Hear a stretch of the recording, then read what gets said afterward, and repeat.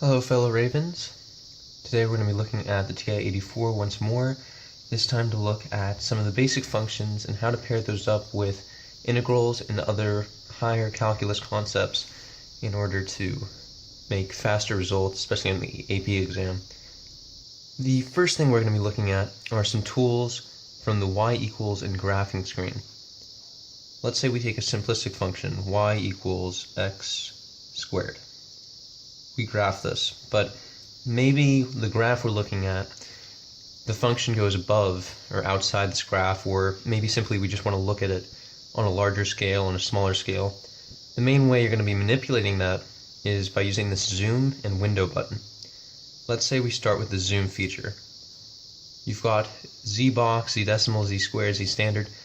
Most of those are simply ways of manipulating the way the graph looks, but the main things you'll probably use from this are the zoom in and zoom out features, which are simply as they say. Zoom in will bring you closer into the function, while zoom out will pull out so you can see more of it.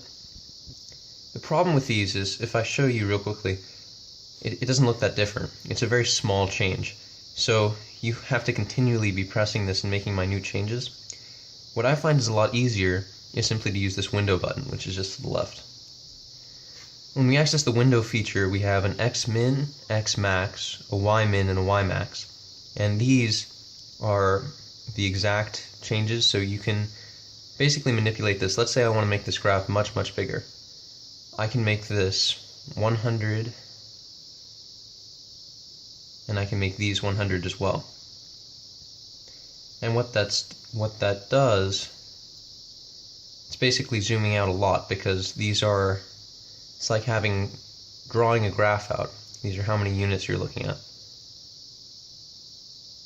So there you have it. You have a much larger graph. So we'll change that back real quickly.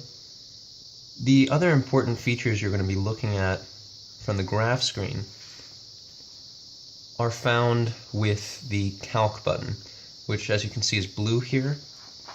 We're going to press second and press on that trace button. So calc blue above the trace. And these help you with a lot of different things. For this function, we know where the 0 is. It's pretty simple. It's 0, 0 is your main 0. But for other functions, let's say we were to switch this out and take a slightly more complex function. Off the top of my head, let's say pi x over cosine of pi x over 5. So then our pi x divided by 5. We take this and looking at the graph now, it's a little bit harder to see what the x values might be for some of those zeros. So if we don't want to bother with calculating it, one of the fast ways we can do this is go into that calc screen and go to 2, 0. When we hit this, the first thing it asks is left bound. So let's say I'm looking for this 0 here. I'm going to pick a point left of that, and then it's going to ask for right bound, and I'll pick a point right of that 0. Then the guess is simply to make sure it's looking at the right area, so somewhere around that 0 value, and there you have it. Our 0 is at x equals 2.5. You can do this with any 0, just left, right, and a lot of the features on the calc screen work very similarly.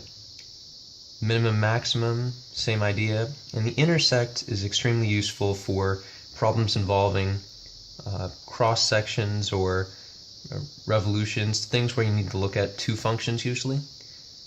The derivative and integral features here are essentially as they say. If you want to take a derivative of a particular point, you move along this function, pick an x value, and there you have the derivative of that particular value.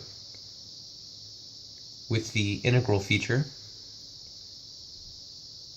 you simply pick one limit for your a value, for your b value, and it'll actually fill in. You can see those spots are now black. So let's say I were to do it on a larger area from a little further to the left. and a little further to the right, you'll see that it fills in those spaces. So that's pretty useful. It gives you the integral value as well. Of course, now we'll clear that off. And another important point is the format menu. When you're in the graph, if you press second zoom, this format menu lets you alter a few things just to help you look at it again. The zoom, window, and format features are mainly to help you look at, give you better visualizations functions. So if we turn off the coordinates, for example, turn on a grid, and maybe turn the axes off, you can see what the graph looks like. So you can mess around with that based on whether or not you feel it might be helpful. The main features you'll probably will be using is still window and the calc feature. The important parts that we're going to be looking at next are, next thing we're looking at are the integrals, and basic integrals are simply with your math key and going in. If you saw my last video, you can see how to take derivatives fairly easily. This is the same concept here. You've got an integral, you've got your a and b values for limits. You can put in your function, and then it's usually going to be d of x. So let's stick with our cosine pi of x divided by 5. And then with that, let's go from -1 to 2. With our vars feature, makes it a little easier, just go into the function and go y1. So now I'm just linking that to the y1 that I have here. You can do that with any other y value.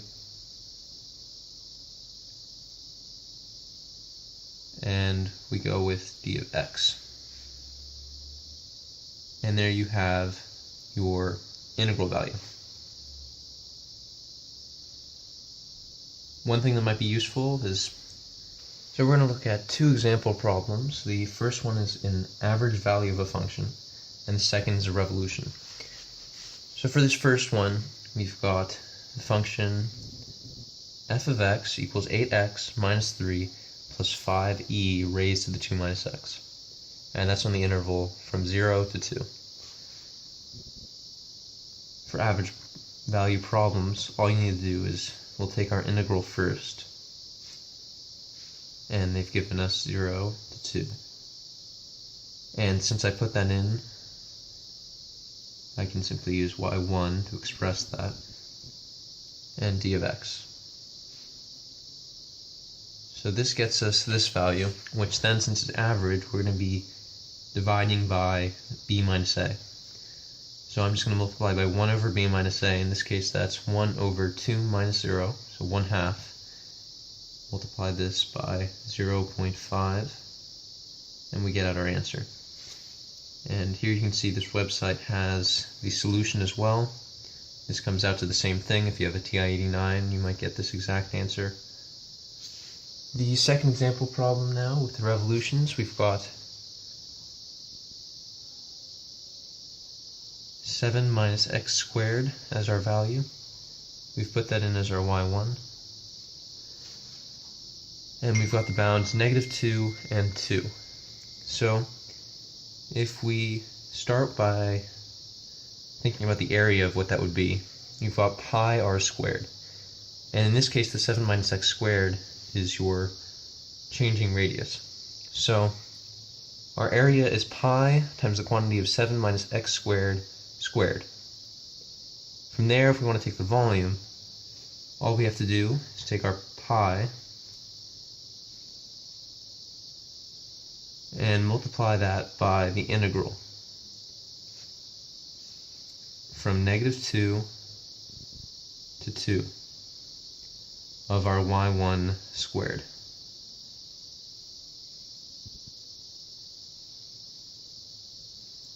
And that's going to be in terms of dx. And and there you have your answer. So I hope this was helpful. Some good references to look at are this website, the Paul's Online Notes. They have step-by-step answers with lots of images and explanations that I think are very helpful. And from there are also a lot of other good websites, Khan Academy. There will be a good number of problems in the worksheet connected to this on the Google document. If you need any help with programming on your calculator, I have one video up called Farrar Purposes I, and there are multiple other videos. And also I'll try to put in some links for applications and programs that you can download onto your calculator. Thank you.